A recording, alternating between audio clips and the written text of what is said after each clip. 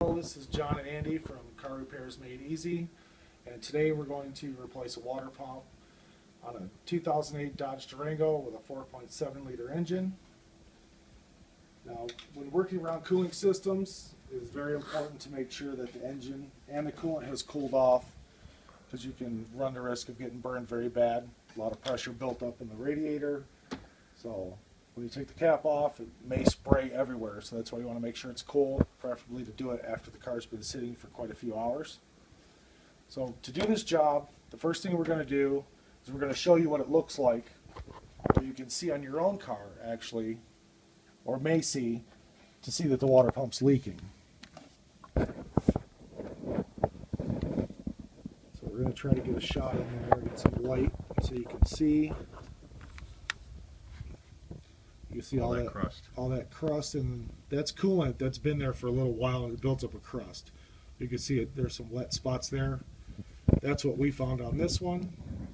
So we know it's the water pump after more of a thorough look.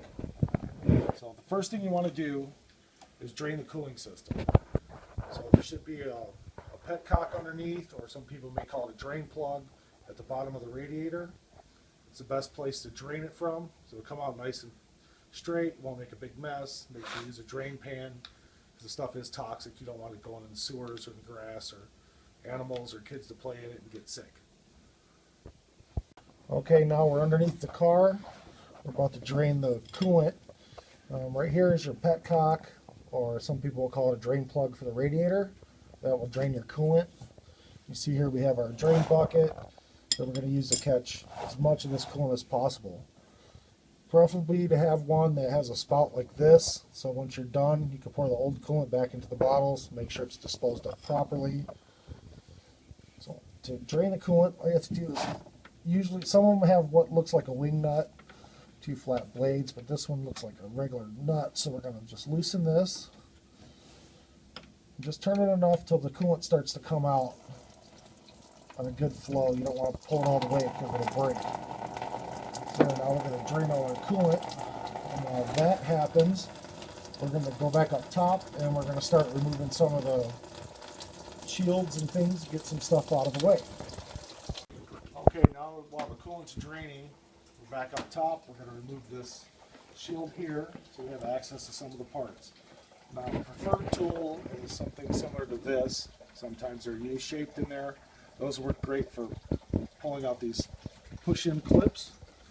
What you want to do is just get underneath it, pry a little bit, and some of them can be tough, but there you go. They just pull right out. If you don't have one of these, another option is to use a screwdriver to try to get underneath the edge of the plastic, like this. Kind of wiggle it a little bit to get it up. Then you can use a pair of dikes, or wire cutters, or side cutters, depending on who's describing it.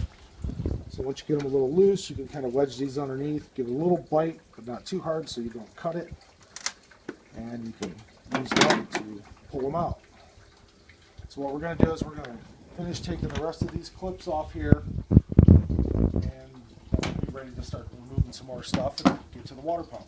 Okay, we already have the shield off. So next we're going to take this upper radiator hose off.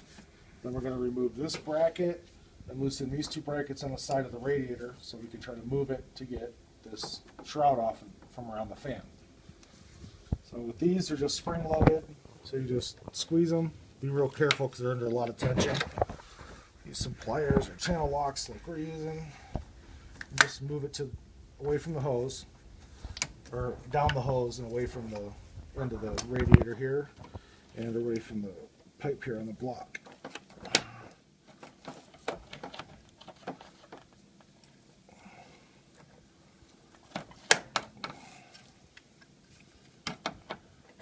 Some of them can be tough, some are easy. Just a matter of getting the right position and getting them squeezed. Now we're going to see if we can get this off. Oh, this one's going to come right off pretty easy. You can see this slides off. When you take hoses off a vehicle, pay attention to which direction they come from, the position they're in. That's real important. Some of them are formed the way this one is. Fortunately, this one here Tells us what goes where. This one's for the radiator end. If you look here, this one's already printed on their engine. So we know which way it goes in. Next, we're going to get this bracket off here.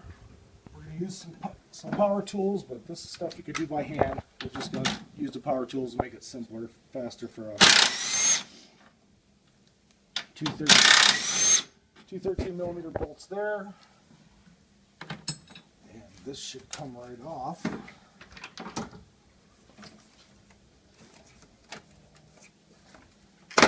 There we go. That's out of the way. As you can see, here's your radiator here, bigger piece. This looks like it is an oil cooler. Looks like a radiator, but it helps to cool the oil or possibly a transmission fluid. Not sure exactly which one it is on this car. Now we're going to take these two side pieces loose, and this get the shroud loose from the radiator. So it looks like we need a couple 10 millimeters and maybe another 13 here.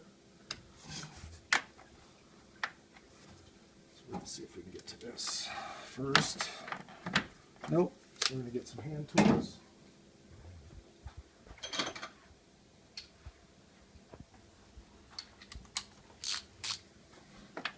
Take this loose here.